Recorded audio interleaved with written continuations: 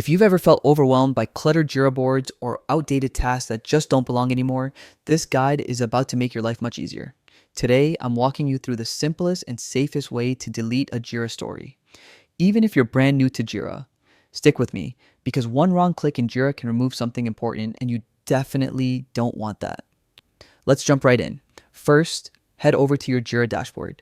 This is your command center, the place where all your projects, boards, and tasks come together.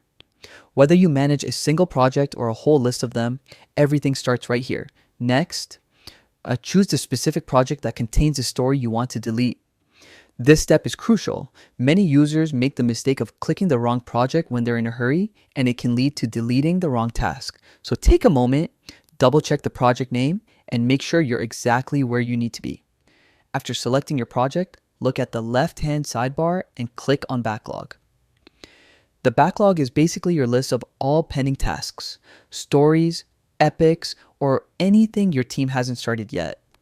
If your story exists, this is where you'll find it. Now scroll through the backlog and locate the story you want to remove.